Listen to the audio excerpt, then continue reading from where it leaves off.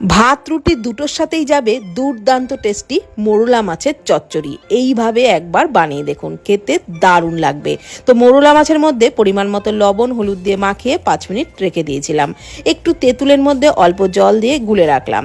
তারপর কড়াইয়ে সর্ষের তেলের মধ্যে লবণ হলুদ মাখানো মাছগুলোকে উল্টে পাল্টে বেশ লালচে করে ভেজে তুলে নিয়ে ওই তেলের মধ্যেই আরও একটু তেল দিয়ে কালো জিরে ফোড়নে দিয়ে দিলাম লম্বা করে কেটে নেওয়া আলু হালকা করে ভেজে নিয়ে দিয়ে দিলাম পেঁয়াজ কুচি। পেঁয়াজটাকে একটু নরম করে ভেজে নেওয়ার পর দিয়ে দিলাম আদা কাঁচা লঙ্কা বাটা, টমেটো কুচি, পরিমাণ মতো লবণ হলুদ গুঁড়ো, কাশ্মীরি লঙ্কার গুঁড়ো, অল্প জিরে গুঁড়ো ধনে গুঁড়ো দিয়ে খুব ভালো করে মশলা কষিয়ে নিলাম।